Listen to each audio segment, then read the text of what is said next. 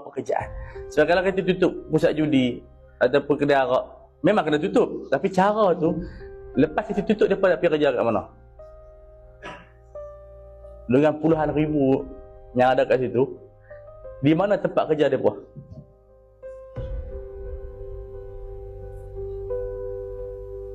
Mereka kerja tu haram tak? Ini bukan bincang pasal isu haram, tapi cara kerangka perubahan zaman sekarang tu macam mana? Cara kerajaan nak cegah kemungkaran tu dengan dia naikkan cukai. Nampak? Dia naikkan cukai tu mana dia? Itu cara dia mencegah kemungkaran untuk orang tak. Sebab kalau dia tutup macam tu, dia akan berlaku underground. Orang akan underground gitu. Lagi jenayah berlaku secara senyap-senyap. Judi main underground, nak kawal payah. Ini bukan kita kata benda ni halal, kita tak kata, tapi macam mana kita nak menyelesaikan secara yang berkesan. Itu cara modernnya ialah kerajaan naikkan cukai. Itu cara mencegah kemungkaran cara moden. Ada orang kata kalau kita tutup kedai judi dan kedai arak, lepas kita tutup dia nak kerja di mana? Itu orang yang tidak beriman. Kalau orang yang beriman, bumi Allah itu luas. Faham tak lagi? Alam takun Abdullahi wa syi'a, tidakkah bumi Allah ini luas? Barang siapa yang berhenti kerja kerana takut pada Allah sebab kerja di tempat yang haram, dia berhenti.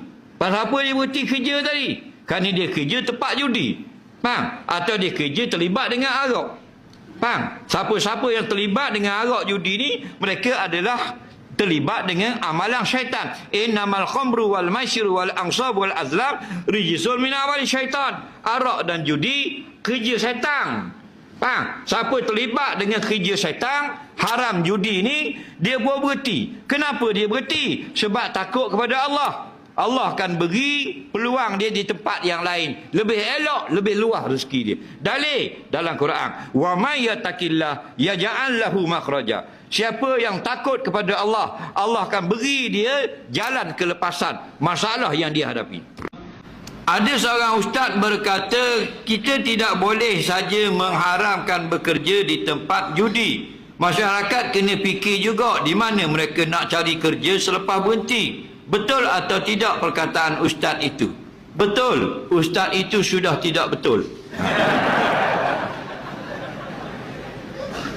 Dia kata ada ustaz yang berkata, jangan kita senang-senang suka-suka suruh orang berhenti je kerja tempat haram.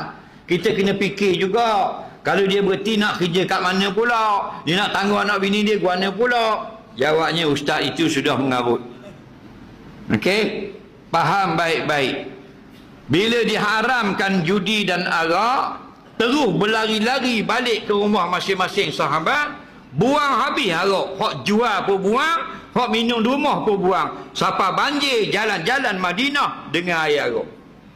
Tak ada pun nak fikir, lepas ni nak jual benda pula, lepas ni nak buka kedai benda pula. Tak ada. Dengar turun, innamal khamru wal maisiru wal ansab wal azlam rijsun min amali syaitan fajtanibuh. Arak dan judi adalah kerja syaitan, tinggalkan.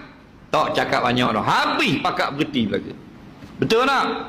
Tak ada pun Nabi nak fikir dulu. Ayat ni kalau aku sampaikan naknya korang kena fikir dulu. Lagi dah boleh jual arak, nak jual benda pula. Nak jual kedai makanan kucing tak laku. Faham? Nah, ada tak Nabi fikir gitu? Tak ada. Faham? Lepas tu ramai lah ni ustaz-ustaz, dia nak jaga sekolah dia nak jaga pondok dia. Salah. Bukan suruh hidup kita jaga pondok, jaga sekolah. Jaga agama. Buatlah sekolah, tapi jaga agama dulu. Nak jaga ke sekolah, takut tak dapat batuang, takut tak dapat kemudahan dan sebagainya, maka apa yang direndah-rendahkan Islam di atas dalam negara, dibiarkan, tidak ditegur. Nak sanggup bersekongkol dengan orang-orang fasik yang merendah-rendahkan hukum halal haram. Tak tahu. Buatlah pondok, buat sekolah, jaga. Tapi kalau nak jaga sekolah dengan jaga agama dulu. Jangan keluar cakap bebek kurang yang merendahkan agama, melemahkan Islam. Biar sekali cakapan kita Islam bertambah gagah, bertambah kuat. Seorang laki-laki jumpa Nabi, dia nak tanya masalah, tangan dia pakai cicimah.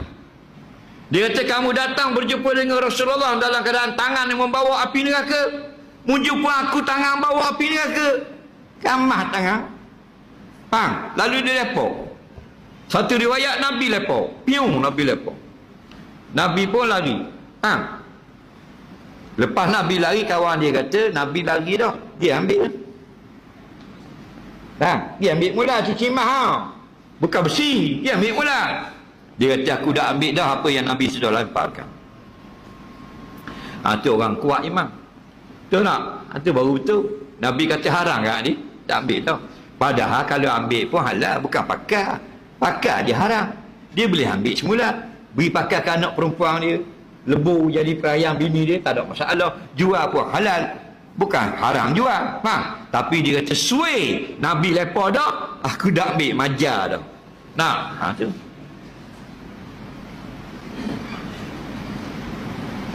Bila orang kata haram kerja tempat judi, tak usah cakap banyak, berhenti terus. Kenapa? Kerana takut kepadamu, ya Allah. Allah akan beri rezeki kerja lain, berlambak lagi. Tak payah fikir. Dalil. Allah kata dalam Quran, wa may yattaqillah yaj'al lahu makhraja. Barang siapa yang buat sesuatu atau meninggalkan sesuatu kerana takut kepada Allah, yaj'al lahu makhraja. Allah akan selesaikan masalah dia. Bukan ya ja'alu. Kalau ya ja'alu, boleh jadi Allah selesai masalah dia. Tapi ya ja'al. Asal yaf'alu ya ja'alu. Ada dhammah patah lang. Tak ada. Dalam ayat Quran, sukung lang tu. Mati. Ya ja'al. Apa makna? Garanti Allah tolong. Dah. Dah yakin ni. Betul tak? Dan rezeki. Wa yarzuqhu min haitsu la yahtasib. Allah beri pula pulangan. Rezeki lebih molek pada kerja tempat haram. Nampak? Pelik-pelik dia ni. Nak jadi mufti ingat ustaz ingat tu. Melemahkan Islam. Betul tak? Jangan berhenti nak makan apa, cari kerja dulu. Orang ni gomor dulu. Tak? Lepas tu akhirnya berpanjangan benda yang haram. Nah,